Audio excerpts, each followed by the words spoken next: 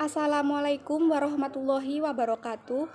Saya Fani Nur Aini, NIM E 2019 1161 dari kelas Perbankan Syariah 4. Pada video kali ini, saya akan mempresentasikan hasil diskusi dari kelompok 10 dengan tema membentuk positioning merek.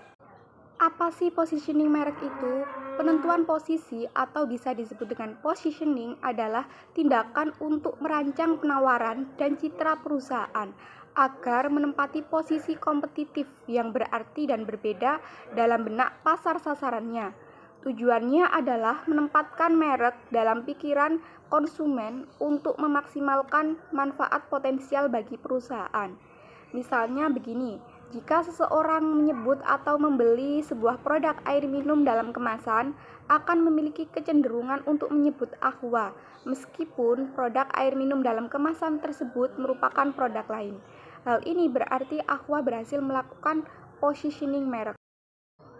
Terdapat 3 konsep dalam penentuan posisi produk. Yang pertama yaitu konsep fungsional. Dalam konsep ini, produk dimaksudkan untuk menyelesaikan masalah kebutuhan konsumsi eksternal. Contohnya, sampo clear untuk mencegah timbulnya ketombe, sabun cuci Sunlight sebagai pembersih lemak yang efektif. Konsep yang kedua yaitu konsep simbolis. Dalam konsep ini berhubungan dengan keadaan internal produk, yakni kebutuhan bagi pengembangan diri, posisi peran, keanekaragaman sebuah produk, dan identifikasi ego. Contohnya, mobil Lamborghini itu menyimbolkan kemapanan, iPhone menyimbolkan gaya hidup, Starbucks Cafe menyimbolkan pergaulan. Konsep yang ketiga yakni konsep eksperiensial. Dalam konsep ini digunakan untuk menentukan posisi produk yang memberikan rasa senang, keanekaragaman, atau golongan kognitif. Misalnya, Hypermart atau Carrefour menekankan pada pengalaman belanja konsumen yang menyenangkan. AirAsia menekankan pada penerbangan yang murah. Mengembangkan dan mengkomunikasikan strategi positioning. Ada berbagai strategi positioning yang dapat dilakukan. Contohnya yang pertama, penentuan posisi menurut atribut. Ini terjadi apabila perusahaan memposisikan diri menurut atribut seperti ukuran, lama keberadaannya, dan lain sebagainya. Contohnya, Caron Pokpen menekankan pada mutu produk. Kemudian, Mamas menekankan pada taste atau rasa. Jamu Nyonya Menir menekankan pada waktu sejak tahun 1919. Penentuan posisi yang kedua yaitu penentuan posisi menurut manfaat. Di sini produk dimaksudkan sebagai pemimpin pasar dengan suatu manfaat tertentu. Contohnya, Tropicana Slim merupakan produk makanan diet atau low fat, dan Promil merupakan produk makanan untuk ibu hamil. Strategi penentuan posisi yang ketiga yaitu penentuan posisi menurut pemakai. Ini berarti memposisikan produk sebagai yang terbaik untuk sejumlah kelompok pemakai. Misalnya, susu Z adalah susu yang diperuntukkan untuk pertumbuhan anak, dikelompokkan lagi menjadi beberapa, menjadi Z-Kid bagi anak yang berusia 5-8 tahun, Z-Twin bagi anak yang berusia 9-12 tahun, dan Z-Teens Girls bagi anak putri remaja berusia kurang dari 19 tahun. Penentuan posisi menurut penggunaan atau penerapan. Memposisikan produk sebagai yang terbaik untuk sejumlah pengguna atau penerapan.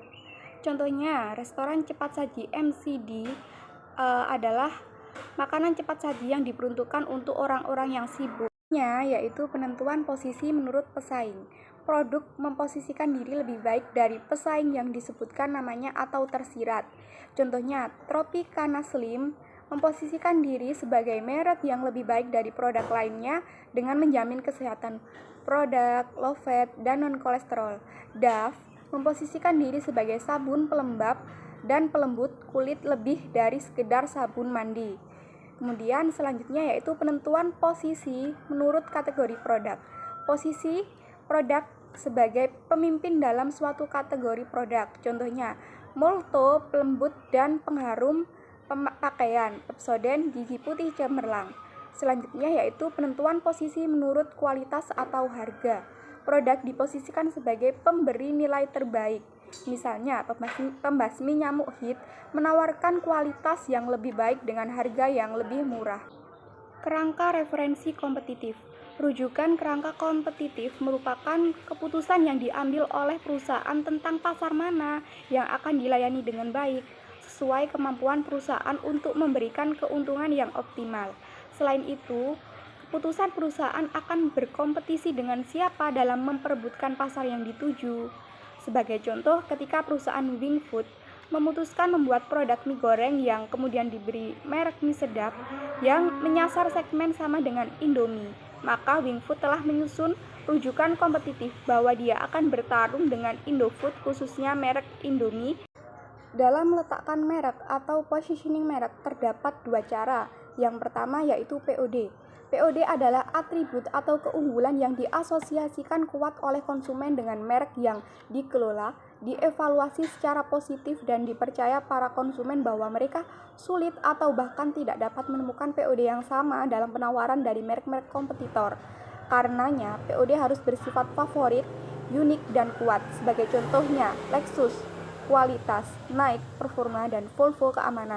Cara yang kedua dalam meletakkan merek yaitu dengan titik paritas atau POP. Point of parity atau POP adalah asosiasi terhadap merek yang tidak bersifat sangat penting atau unik, namun juga memiliki merek lain yang menjadi kompetitor. POP biasanya tidak menjadi alasan konsumen memilih merek, tetapi absennya POP dapat menjadi alasan yang kuat yang menurunkan nilai merek. Penekanannya adalah memunculkan POD memang hal penting, dan saat yang sama penting juga eksis dalam kompetisi pasar dengan memastikan adanya POP dalam penawaran barang dan jasa. Jenis asosiasi dalam POP ada dua bentuk dasar, yaitu kategori dan kompetitif. POP kategori adalah atribut atau manfaat yang dilihat konsumen sebagai hal penting untuk mendapatkan legitimasi atau kredibilitas dalam produk atau jasa kategori tertentu. Konsumen mungkin tidak menganggap sebuah biro travel sebagai benar-benar agen perjalanan jika mereka tidak bisa memberikan layanan reservasi tiket pesawat, booking hotel, tawaran paket liburan, dan berbagai pilihan pembayaran atau pengiriman tiket. Yang kedua yaitu POP kompetitif adalah asosiasi yang dirancang untuk mengatasi kelemahan yang dirasakan merek. POP kompetitif mungkin diperlukan untuk meniadakan POD pesaing atau meniadakan ketentuan akibat POD merek itu sendiri. Sekian video presentasi dari saya, kurang lebihnya saya mohon maaf. Wassalamualaikum warahmatullahi wabarakatuh.